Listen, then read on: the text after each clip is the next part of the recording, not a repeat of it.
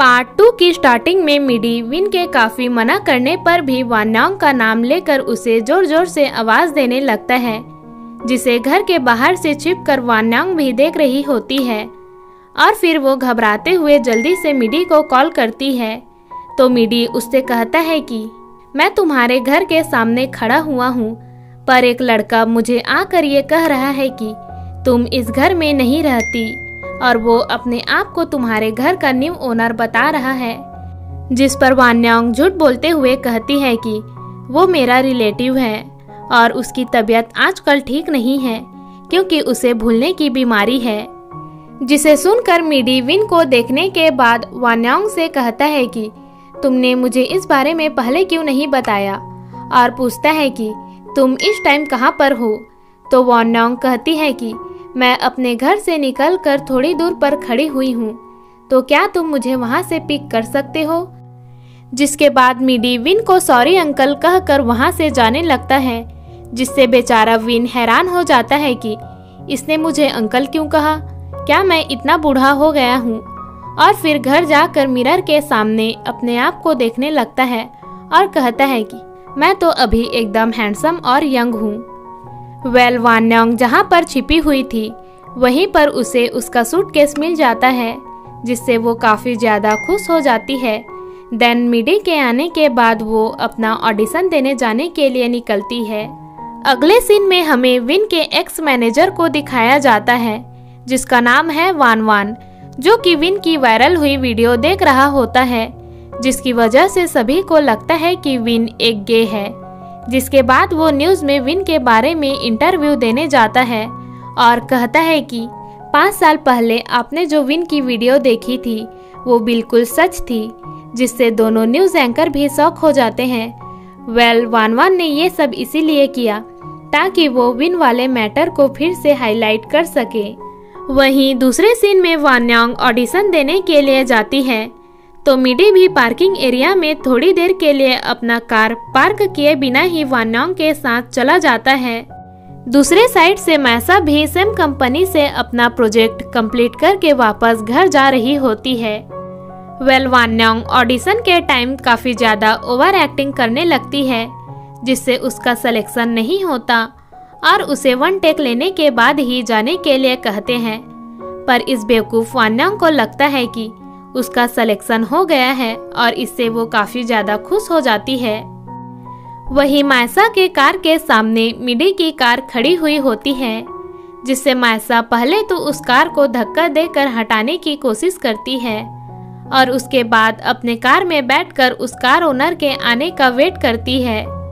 तभी वहां मिडी को आते देख मैसा अपने कार से बाहर आकर उसे गुस्से में बहुत कुछ सुनाने लगती है, तो मिडी भी उसे थोड़ी रूडली तरीके से सॉरी कह देता है, जिससे मैसा को उसके ऊपर और भी ज्यादा गुस्सा आता है। और फिर वो कहती है कि तुम में बड़ों से बात करने की बिल्कुल भी तमीज नहीं है, क्या तुम्हें पता नहीं कि मैं कौन हूँ। जिस पर मिडी उसका मजाक उड़ाते हुए कहता है कि सॉरी आंटी, मुझे पता नहीं कि आप कौन हो, और उसकी बातों को इग्नोर करके वहां से अपनी कार को साइड में पार्क करने लगता है।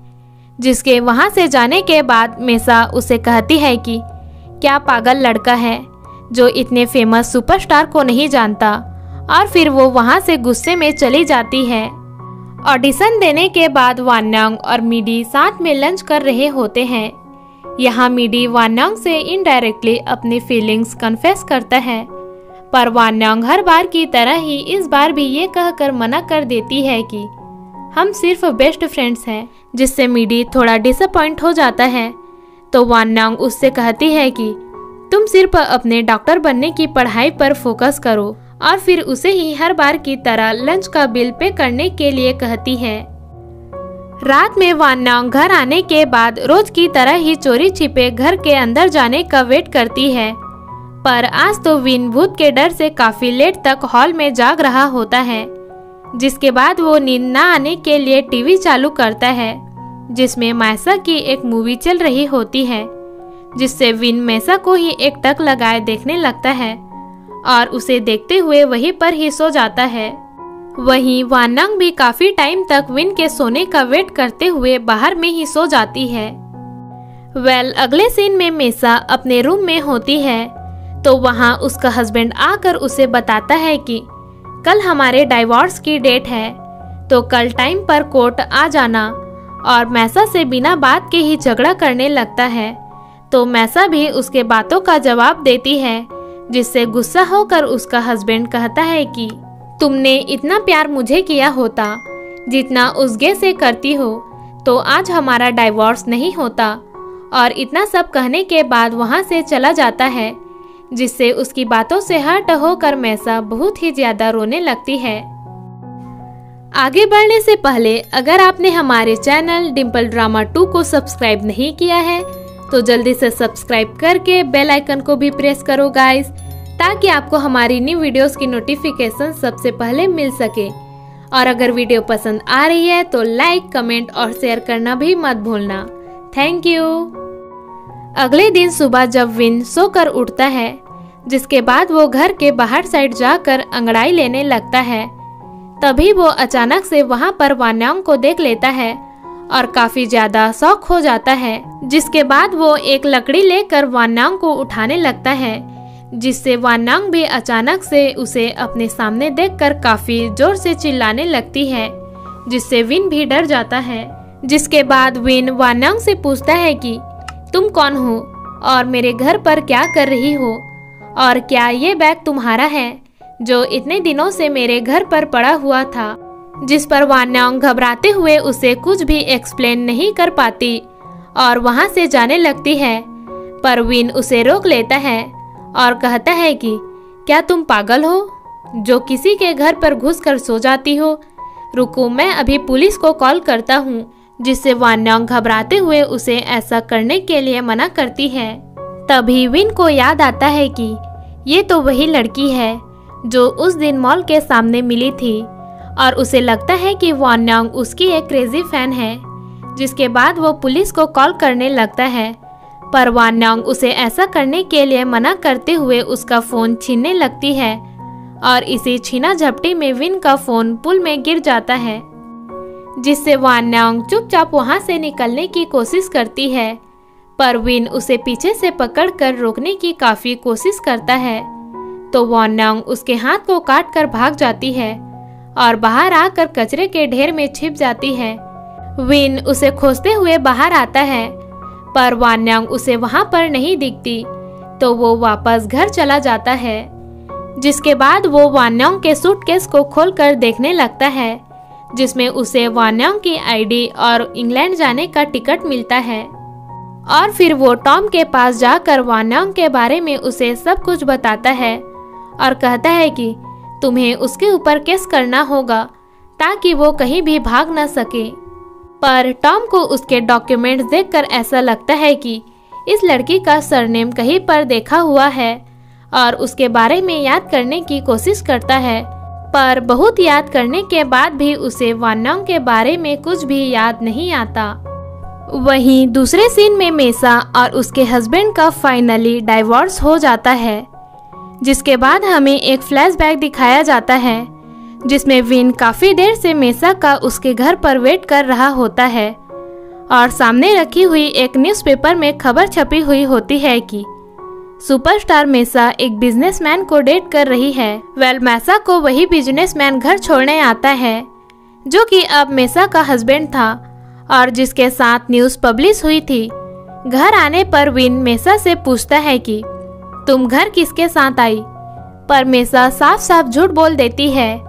पर विन को तो सच्चाई का पता रहता है, जिससे दोनों के बीच थोड़ी बहस हो जाती है और विन वहां से गुस्से में चला जाता है। मेसा उन्हीं सभी पुरानी बातों को याद करके उस टाइम विन को चीट करने के लिए अफसोस कर रही होती है।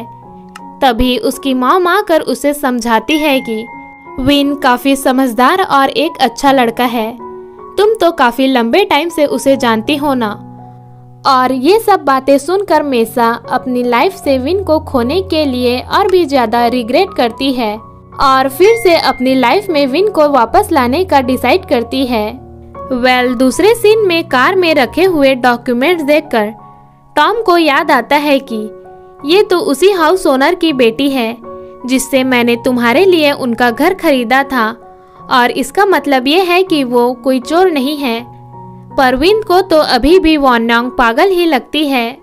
घर से भागने के बाद वान यांग सैड होकर रास्ते पर चल रही होती है कि तभी रास्ते में बुक स्टोर के सामने वो बुक ओनर से टकरा जाती है, जिससे सारी बुक्स नीचे गिर जाती है।